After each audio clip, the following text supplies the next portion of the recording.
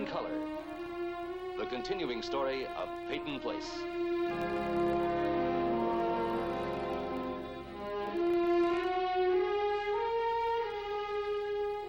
Starring Dorothy Malone as Constance Mackenzie, Ed Nelson as Michael Rossi, Ryan O'Neill as Rodney Harrington, Barbara Parkins as Betty Anderson, Tim O'Connor as Elliot Carson, Christopher Connolly as Norman Harrington, Patricia Morrow as Rita Harrington, James Douglas as Stephen Cord.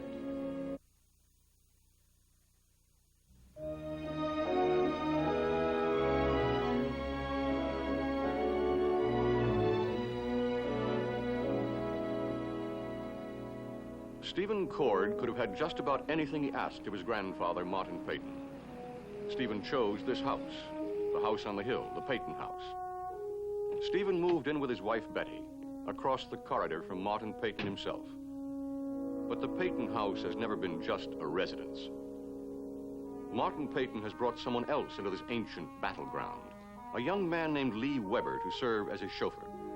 A young man who would do anything to hurt Stephen Cord.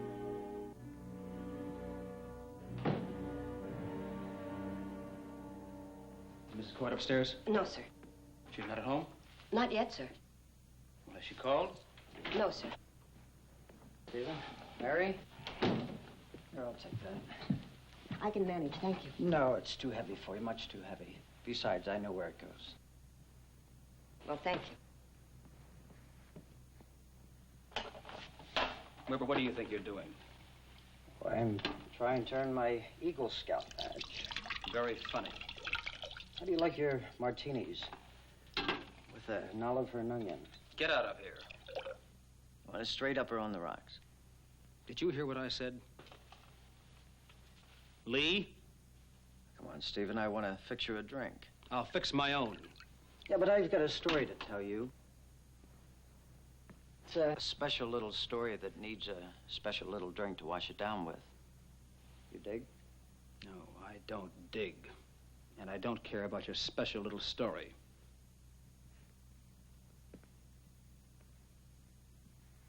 Even if my little story's about your own wife?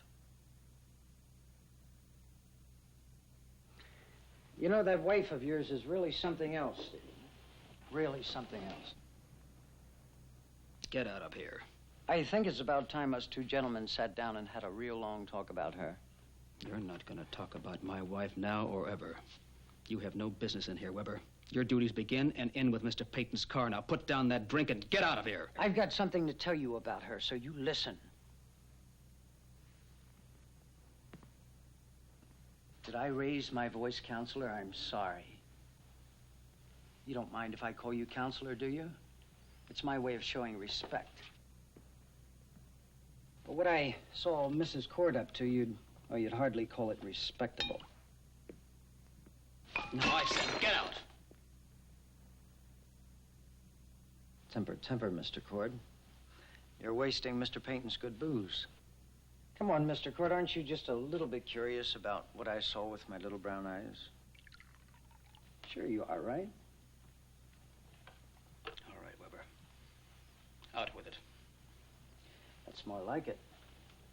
Now, what I just happened to see, by accident, of course, was your little wife pilfering a little document out of a little safe upstairs in Mr. Payne's room. What are you talking about? You heard what I said. Your wife stole Mr. Payton's will. You're lying. Like maybe you didn't put her up to it. Oh, I don't know what you're getting at, Weber. But if you spied on Mrs. Cord, even if you did see her take something from Mr. Peyton's safe, what makes you think it was his will? Aha! Exhibit A. Just like in a real courtroom, huh, counselor? I'll tell you how I know. I recognized it. It was the same document that I put my signature on out there at the airport when that lawyer fella delivered it. Kennerly. That's what Mr. Payton calls him. William Kennerly.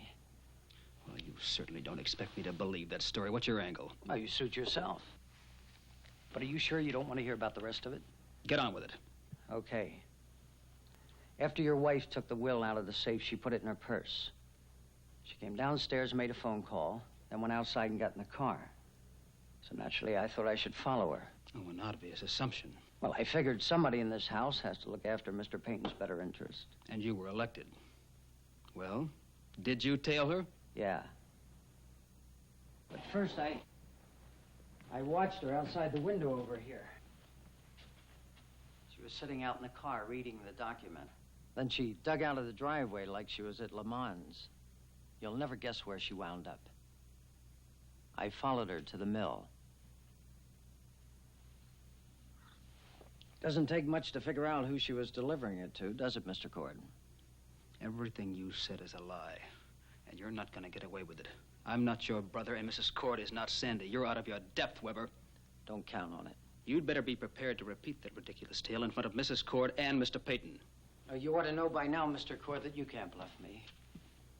When they get here, I'll be more than delighted to tell them what I saw. Now, what do you think about that, Counselor? I think you've been telling a string of lies just for kicks. Why don't we let Mr. Peyton judge that? Now, he's a pretty cagey cat. I'm sure he'll know who's telling the truth, me or your wife.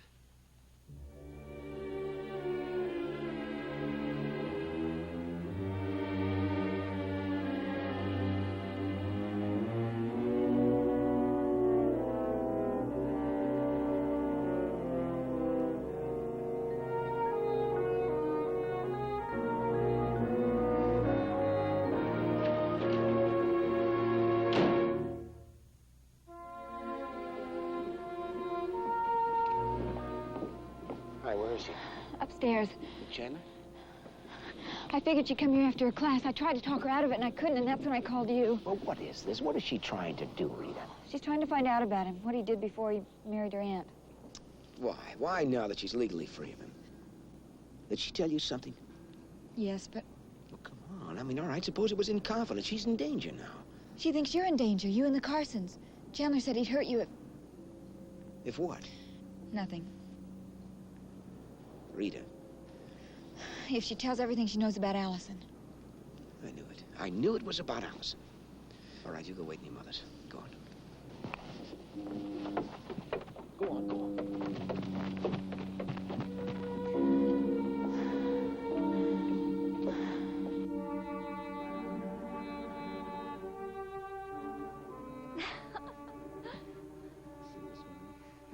Is that the place? It would still take a lot of money.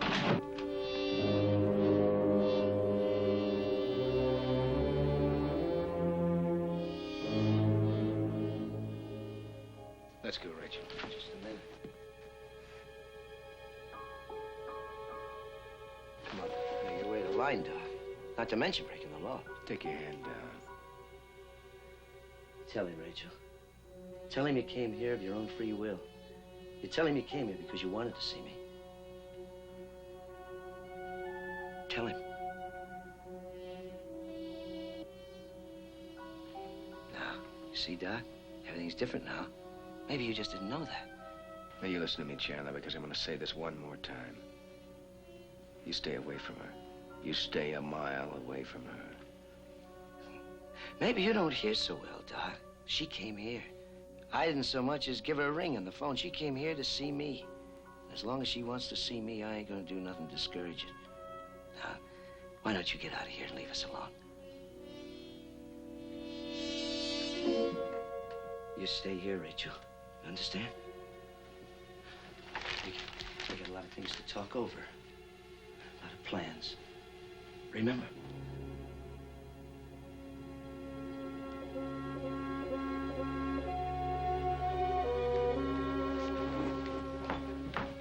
Rachel?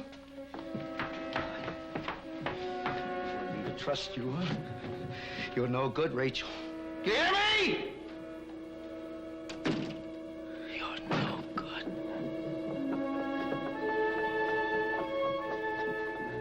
Dr. Rossi, wait. You've got to listen. It's not what you think.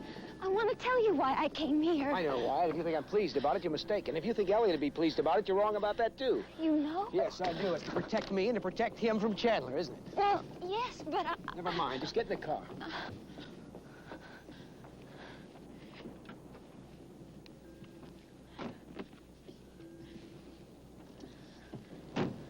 You haven't given me a chance to explain. I haven't given you a chance to be evasive again.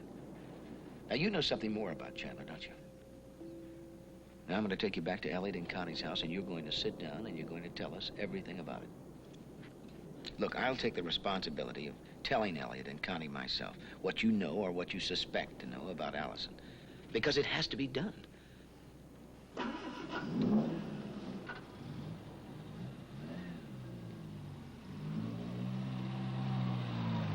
Rossi!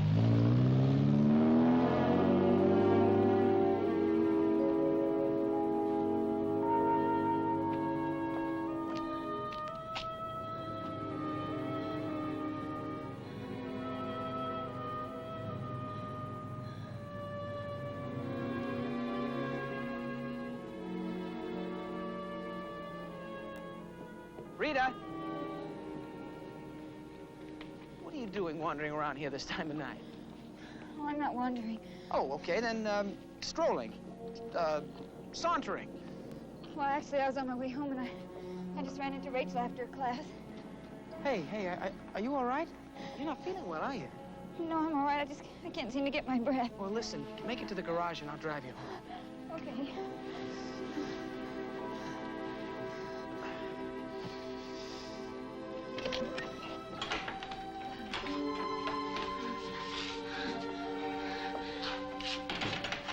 Rod, could I sit down for just a minute before you take me home?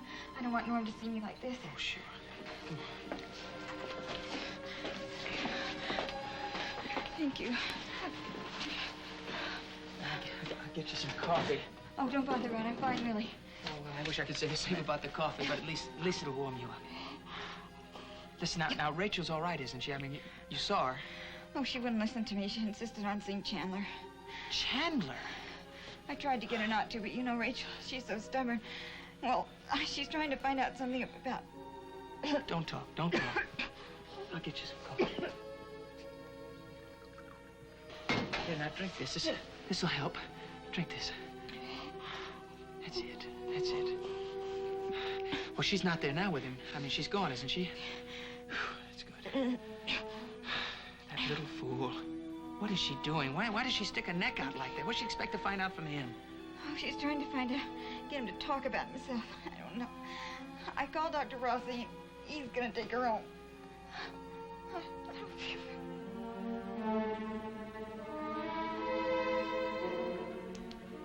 Come on, Rita. You're gonna be all right. Rita, you're gonna be all right. Easy now. You'll be fine. I promise.